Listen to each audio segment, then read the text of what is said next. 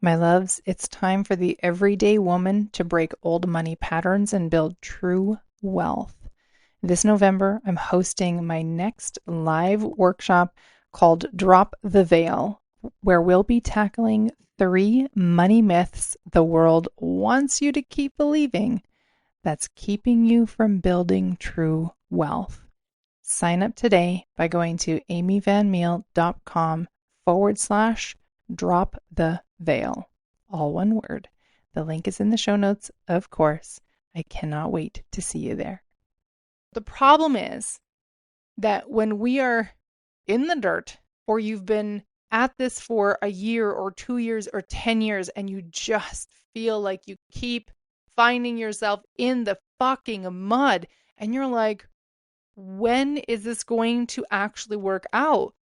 We look to the world for some kind of encouragement. We look to the world for some kind of motivation, somebody to say to us, you got this, it's going to be okay. We want this proof, but sometimes, and I think honestly very often, we become our own proof. The challenge is, how do we trust in that when we are actively trying to make it work?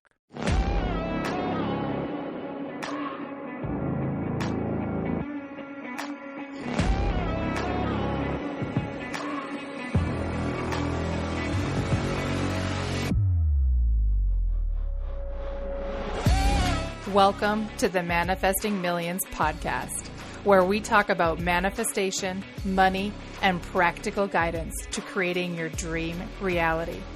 My name is Amy Van Meel, and I am an experienced coach and transformation guide, obsessed with helping you get out of your own way and create a life that blows your mind each day you wake up.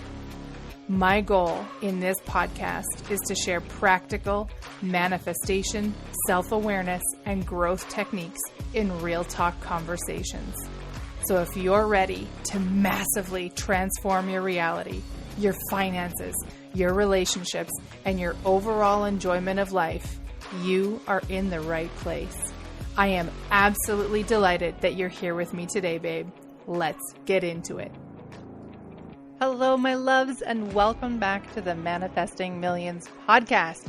It feels like it has been eons since I have been sitting against the microphone, in front of the microphone, behind the microphone, whatever my current orientation is supposed to be to this microphone. It's been a while since I've been here, and I'm delighted to be here with you today.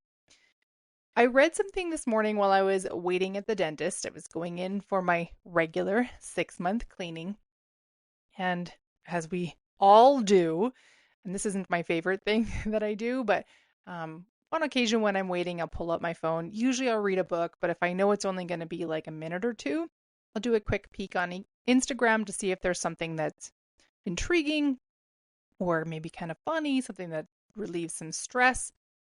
And I knew that I wanted to sit down and record a podcast episode today, and I was like, yo, I have no idea what I'm going to talk about because there's just nothing flowing through, but I just have been in this space of trusting that something awesome is going to come through. And so, of course, universe delivers because that's what I asked it to do. And here we are. We have a juicy little topic for today. I want to talk about an editorial that was published in the New York Times on October 9th, 1903. Now, this was like 80 years before yours truly even existed on the planet in human form. Okay, so I was not here when this article first came out. But the editorial is titled Flying Machines Which Do Not Fly. And the essence of the article that we're going to talk about in the context of today was saying was that the author predicted it would take 1 to 10 million years for humanity to develop an operating flying machine. Now, for those of you who are not totally schooled up on your dates, you might be thinking, wait a minute, but didn't we figure out how to fly like pretty soon after that? You are correct.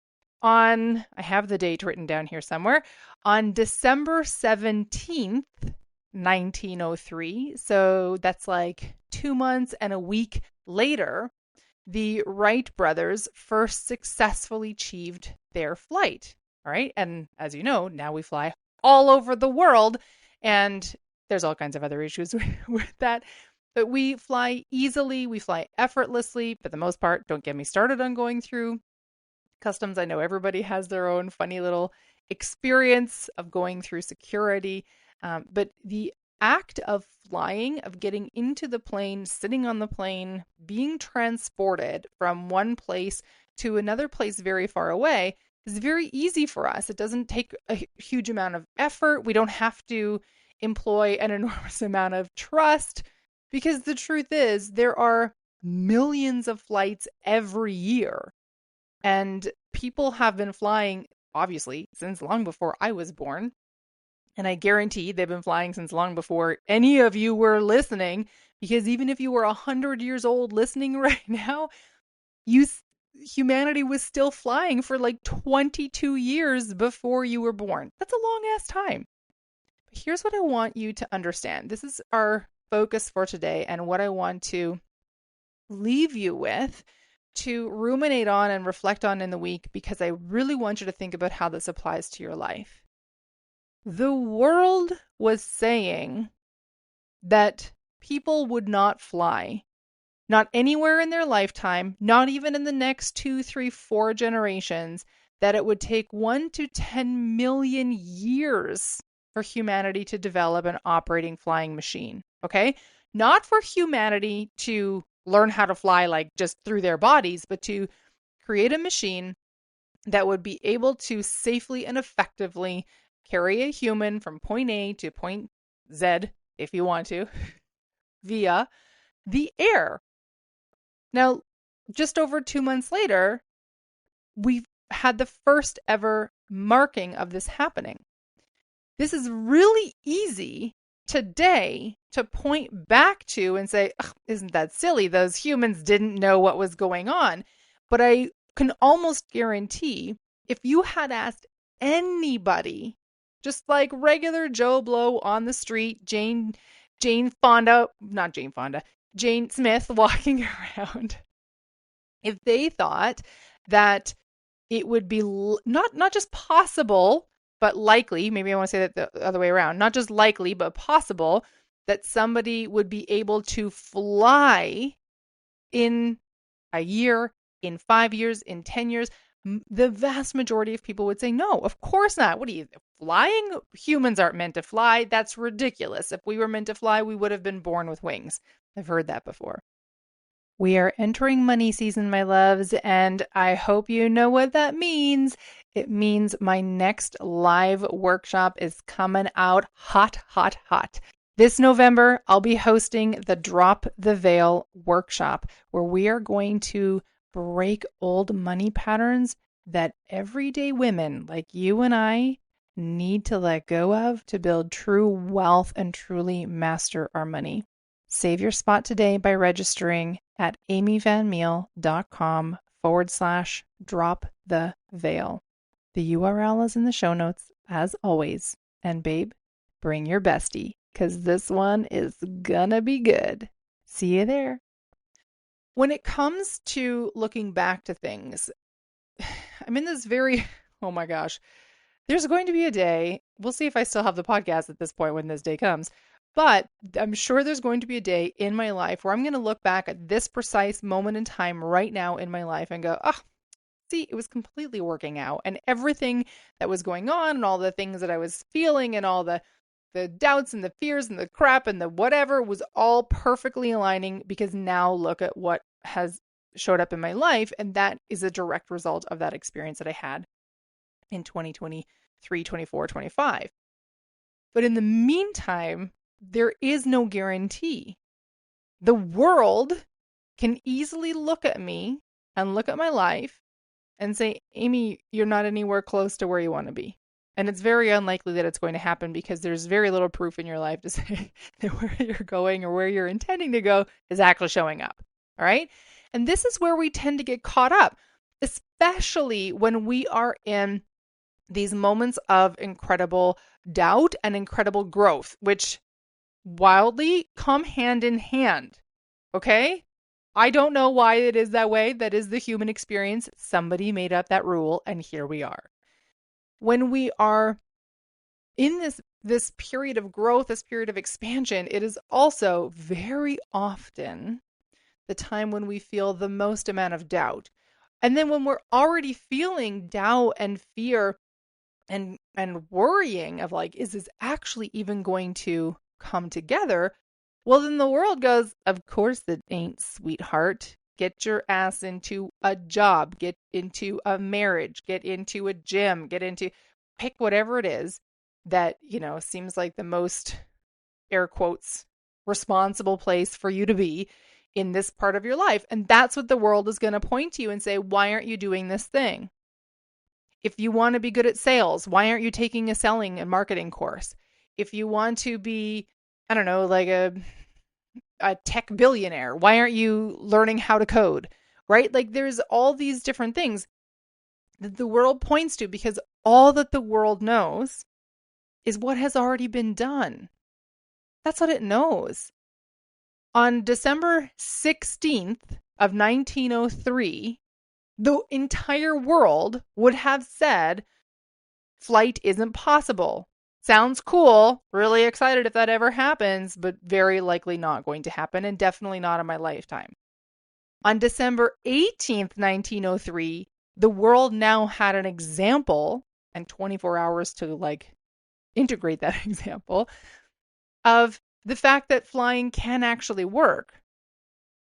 The problem is we look to the world for feedback, for inputs, for some kind of tangible thing that we can grab onto when nothing around us feels tangible, when the thing that we are working on, that we are creating, that we are pursuing is like, it feels like it's close, but it hasn't quite coalesced. So we look into the world to say, can someone say to me, can someone reaffirm for me that this is actually going to work? But the world can't do that because all they can do is point to what has happened before.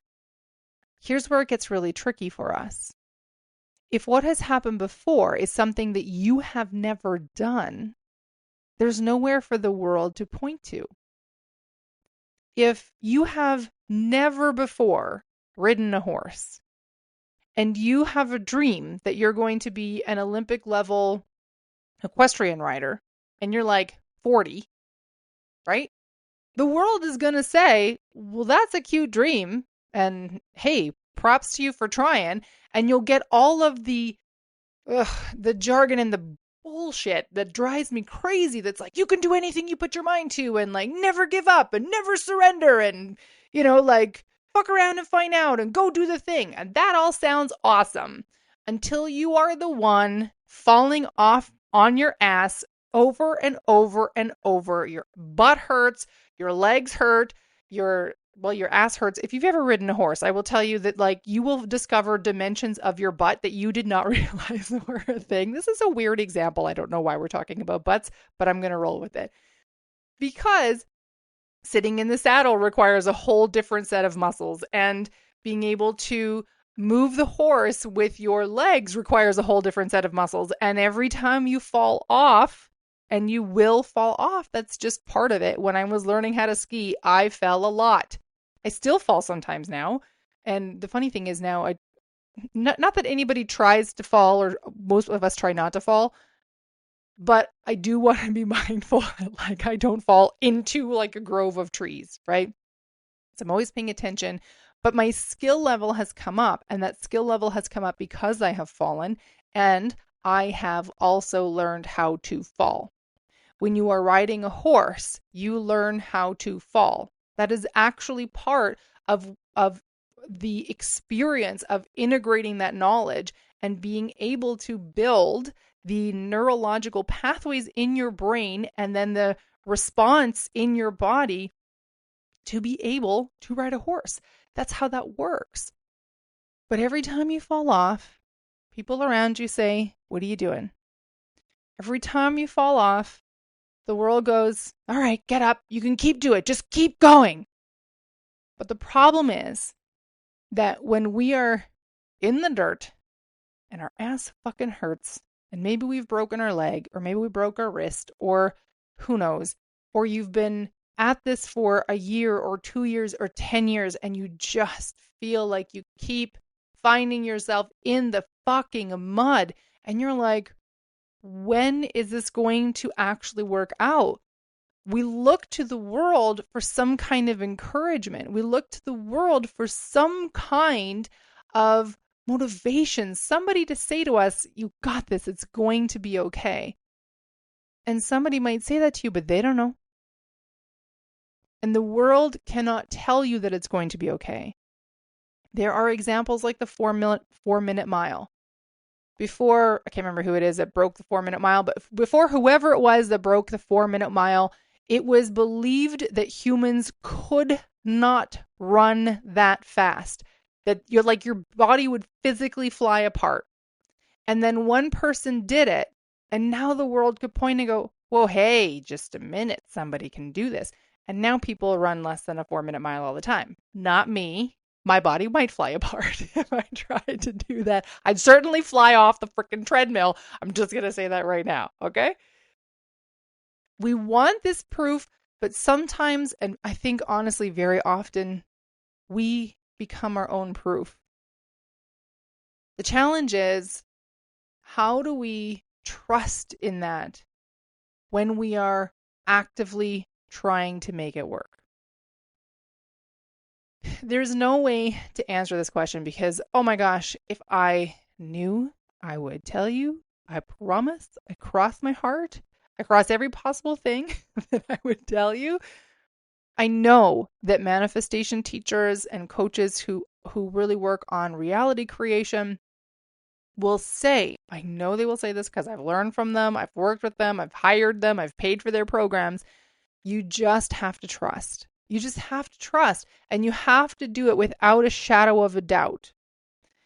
And one of the major questions that has been sitting with me for the last, let me say this differently, that has coalesced clearly into my conscious over the last month or so has been the question of, how does a person trust without doubt?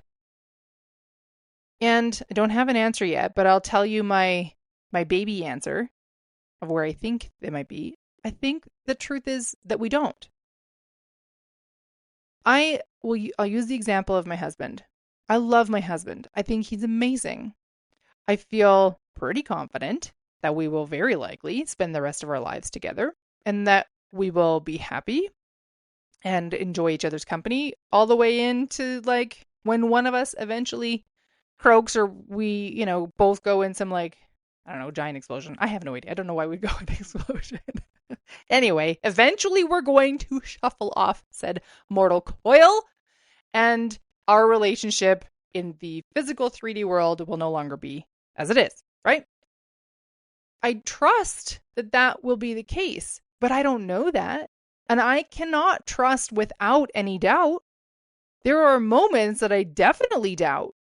We had I suppose an argument. We'll call it an argument. A heated discussion this past weekend about something. And in that discussion, vehemently, I said to my husband, look, I don't know how this particular thing that we were having the issue with works out long term. And my fear is that if it continues on the trajectory that it is, that it will create a very different reality that means that you and I will no longer be together. And I don't like that reality. I don't want that reality. I'm not calling it in, but there is a fear there. Does that mean that I don't trust that my husband loves me, that I love him, that I think we are good for one another? No, of course not. But I don't think that the teaching that we've been given that says you need to trust without doubt, I suspect that that is not what this human experience is about. I think that we trust through the doubt. I think that's actually what it is. I think that if someone says to you, you just need to trust me, trust isn't about this. How do I say this? And I feel like I've said this on the podcast before, but here's where we've landed today. Trust isn't about this absolute knowing. If I knew absolutely, if I had, I don't know, a time machine, let's say I had a time machine and I could go forward in time to pick a date, and I knew on that date that everything was that I was aiming for worked out. You know, my business is going gangbusters and my programs are selling like hotcakes and my coaching calendar is fully booked and I'm having amazing vacations with my husband and I don't know, like whatever, right? All the things. If I could go to that date and I can see it and know, okay, look, I don't even have to worry about how to get there. It's absolutely going to happen. I can come 1,000 different ways to it, and that is still going to happen. That's not trusting on the way. If I've seen it and I have proof of it, that's not trusting. That's literally just going, well, yeah, I've seen it. Right? That's not trust. When we first build relationships with people, we start with a baseline of trust. We start with a baseline of, okay, well, this is a human and I expect and anticipate that they will treat me well. Now, if the whole world says to you, they're going to treat you like garbage, but you just have this knowing, I think they're going to treat me well. And that is what comes to pass. That doesn't mean that along the way you didn't doubt that that might be the experience. I digress, and I want to come back and tie this up. There's no way that the person who wrote the article, and I don't know if it even says on my screen who wrote the article, there's no way that the person who wrote the article could have predicted and known that 2 months and 1 week after they published the article that there would be actual flight, that humans would actually be in a machine that lifts off the ground and successfully lands back on the ground, and that this would then turn into the global aviation industry that we have today. No way that they could have done that. And I fucking guarantee you that the Wright family, which by the way, they always talk about the brothers, but they had a sister who was very, very, very integral to their success. That will be a whole different topic someday. The Wright family, I guarantee you, they doubted it. I guarantee you that there was somebody who thought they were being, helpful or whatever, and says, you need to just give up on this. It's not working. It's costing you a ton of money. There's no proof that this is going to work. You need to just go do something else. Go back to what you were doing before. That's what the world is going to tell them. And the Wright family absolutely would have doubted. And I can pretty much guarantee that each of them went through many dark nights of the soul wondering, what the fuck am I doing here? So this teaching that says we need to trust without doubt, I think is false. Stay tuned. We'll see if this question yields more insight and awareness as I go. But I think, first of all, that is false. I think, second of all, that the world is always going to use history to try to point you in the right direction, or what they perceive as the right direction. And I say the world because it's the they, them that's out there that tells us the things. They say you're not supposed to wear white after Labor Day. They say you should be slim. They say, I don't know, I'm making stuff up. All of us know the they, them that's out there telling us the things.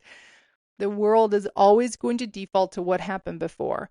And if someone who looks like you, who is gendered like you, who comes from a background like you, who is skilled like you, smart like you, talks like you, whatever, if that has never been shown, that someone of those particular characteristics can do what it is that you're doing, then the world's going to say you can't do it. The manifestation teachers, the coaches, the the salespeople, they're all going to be chanting like, of course you can do it. Just like keep going, just keep, but like don't doubt, don't worry about it. You have to have faith. You can't have any fear. You need to just keep going. These two messages are what really mess us up.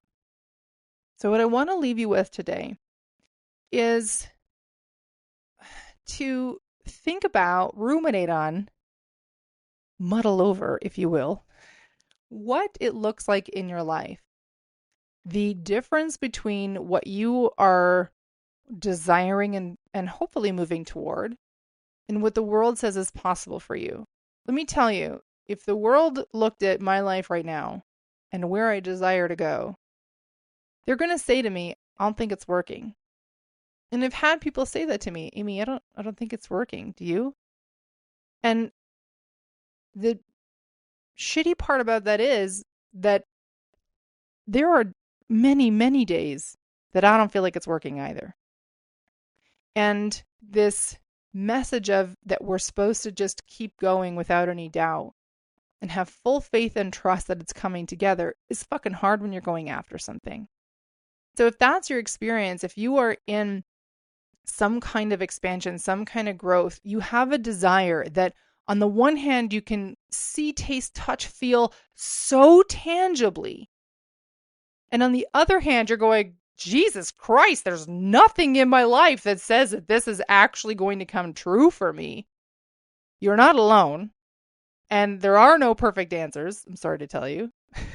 I know you're like, the fuck, Amy? This is the least motivational episode ever. Because here's the thing. Motivation doesn't last. If it did, all of us would be going to the gym every single day. Am I right?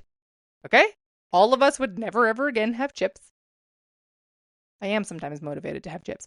But anyway, we would never again have chips. We probably would have like way less sugar being produced and eaten and consumed in the world, right? Motivation doesn't last. And it doesn't need to. What I want you to understand is there's always going to be this conflict of messaging. And that doubt and that fear and that worry that you feel is very normal. And I don't think that we need to expect of ourselves not to feel those things, especially when we're doing big things. Especially when we're doing big things. If this episode resonated with you, I would really love if you share it out. Tag me in the socials if you're going to post about it. That would be awesome.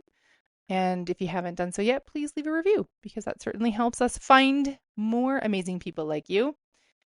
I don't want to say I hope, but I am going to trust that something in today has resonated with you. It feels good to be back with the microphone and chatting with you. And now I got to scoot because I have a meeting. Bye for now. Thank you so much for tuning in to today's episode. If you loved what you heard today, be sure to share it with me by leaving a review on your favorite podcast platform and help me reach more like-minded people who are ready to expand their life. If you haven't yet followed me on social media, find me on Instagram for extra love and inspiration by following @AmyVanMeal or visit my website at amyvanmeal.com. I love you so much, babe, and I am damn proud of you. I am already excited to connect in the next episode. And in the meantime, believe in yourself with the confidence of a 5-year-old.